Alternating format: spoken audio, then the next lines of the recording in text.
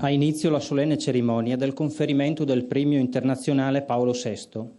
Il professor Voilà, maintenant commence la cérémonie officielle de remise de ce prix. Della motivazione del premio.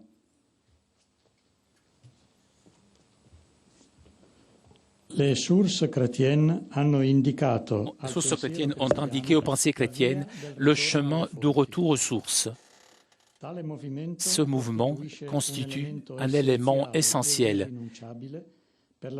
pour la théologie de toutes les époques, qui ne peut pas estimer avoir accueilli une fois pour toutes la vérité relevée et l'expérience de la foi chrétienne et de lui avoir donné une forme doctrinale définitive, mais est appelé à écouter toujours de nouveau les enseignements des premiers témoins et maîtres de la foi.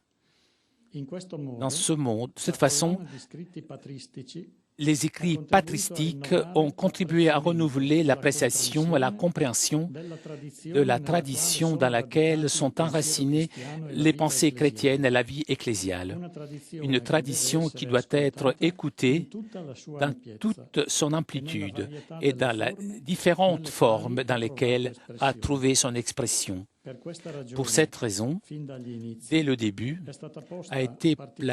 une attention particulière a été donnée pour faire résonner de nouveau en Occident la voix des pères grecs et de l'Orient chrétien. Les écrits proposés ont embrassé non seulement les œuvres dogmatiques, mais des écrits exégétiques, spirituels et liturgiques. La proposition des écrits de la tradition orientale et occidentale a mis en contact avec le patrimoine ecclésial antérieur aux divisions de l'Église, en donnant ainsi une impulsion à la cause œcuménique et en promouvant des dialogues avec l'orthodoxie. Grâce à l'ouverture de nouveaux chemins d'accès aux richesses de la tradition, les sources chrétiennes ont contribué au renouveau de la théologie et ont préparé le terrain au renouveau de la conscience et de la vie de l'Église que le Concile Vatican II et Paul VI ont réalisé en suivant des critères de fidélité à la plus authentique tradition ecclésiale.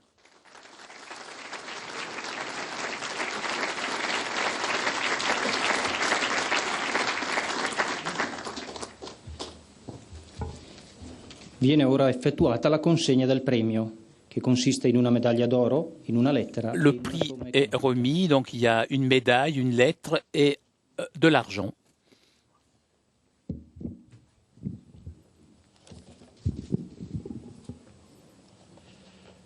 Très Saint-Père, Éminence, Excellence, Monsieur le Président de l'Institut Paul VI et vous tous ses collaborateurs, Mesdames, Messieurs, recevoir le prix international Paul VI est pour l'Institut des sources chrétiennes une très belle surprise et une grande joie. Succéder dans ce prix à Paul Ricoeur est un honneur et à Hans Urs von Balthasar, ami de nos fondateurs jésuites, une fierté. Nous avons le sentiment de nous inscrire dans une lignée très prestigieuse et nous sommes particulièrement émus et honorés de recevoir ce prix de vos propres mains, très Saint-Père, et à quelques pas de la maison natale de Paul VI, qui fut lui aussi un lecteur attentif des pères de l'Église.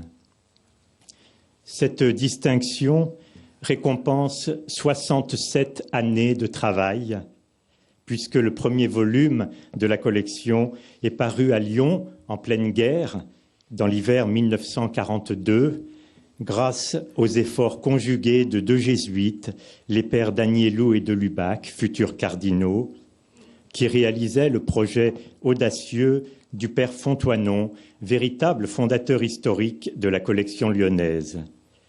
Le premier volume, La vie de Moïse de Grégoire de Nice, manifestait sans crainte, dans ces temps troublés, l'enracinement juif du christianisme.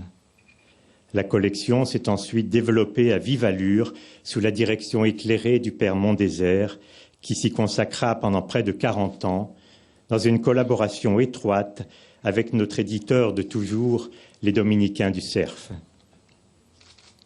Sources chrétiennes est aujourd'hui une équipe composée principalement de chercheurs du Centre national de la recherche scientifique. En effet, si la collection est une fondation des Jésuites, sans cesse soutenue et aujourd'hui encore par la Compagnie de Jésus, si elle est également rattachée à l'Université catholique de Lyon, si elle est enfin une entreprise née dans l'Église et pour les Églises, au service de l'intelligence de la foi, elle peut aussi, depuis de longues années, s'appuyer sur une équipe de chercheurs qui reçoit sa mission d'un État laïque, attaché à la connaissance des grandes traditions religieuses du pays. Au-delà de notre équipe, de très nombreux universitaires, clercs et laïcs, issus de confessions diverses, chrétiens ou non chrétiens, collaborent activement à la collection dans différents pays, en Amérique, en Europe de l'Est ou de l'Ouest, et tout particulièrement ici en Italie.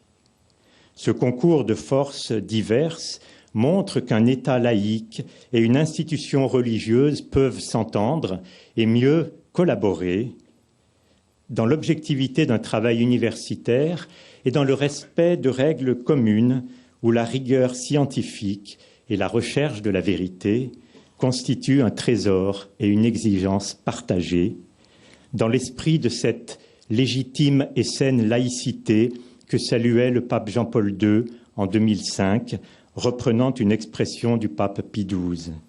C'est de cette heureuse convergence que nous vivons. Nous sommes à l'aise dans la laïcité française, comme nous sommes à l'aise avec ces œuvres de foi que sont les textes patristiques, traversés tout entiers par l'amour de Dieu et du prochain. Nous savons, très Saint-Père, que ce dialogue, cette entente de la science et de la foi rejoint aussi votre conviction profonde qui vous a amené très tôt à vous intéresser à notre travail, et nous serons heureux de vous offrir le dernier volume qui vient de paraître, des œuvres liturgiques de Saint Bernard, avec pour la première fois un enregistrement musical. En effet, vous connaissez bien, très Saint-Père, notre collection Sources chrétiennes. Nous avons sur notre livre d'or lyonnais la signature du cardinal Ratzinger en date du 15 janvier 1983. Et auparavant déjà, dès 1973, vous aviez rédigé pour le bulletin de notre association un article important sur le profit que le théologien et le croyant chrétien pouvaient tirer de notre collection, en particulier sur le plan écuménique et sur le plan spirituel, dans ces années contrastées de l'après-concile.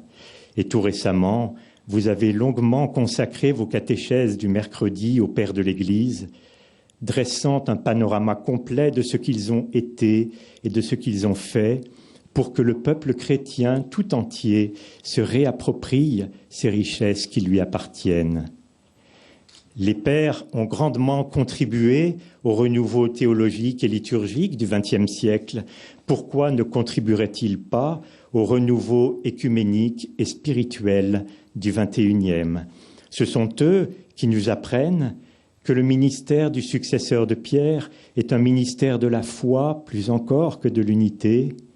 Ce sont eux les premiers qui, dans une culture grecque fière d'elle-même, ont osé réévaluer les vulgates philosophiques de leur temps pour les ouvrir à la foi nouvelle.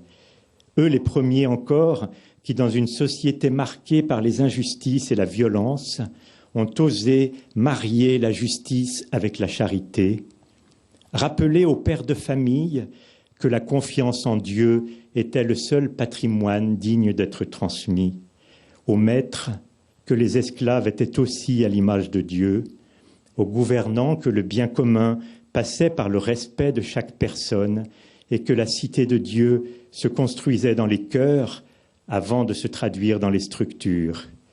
Puisse la collection Sources chrétiennes contribuer encore à faire de ce trésor des pères une nourriture et une force pour notre temps. Grâce soit rendue à l'Institut Paul VI et à vous-même, très Saint-Père, qui nous encouragez et nous confirmez dans cette voie.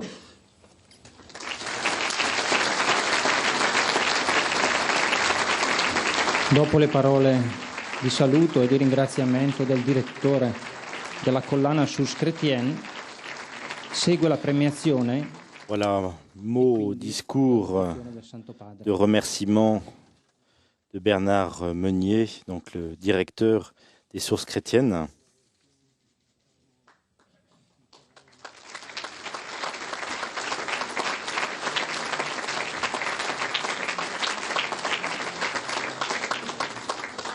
Voilà, il a 50 ans, il coordonne le travail d'une centaine d'universitaires qui, dans le monde entier, exploitent les manuscrits des premiers penseurs chrétiens.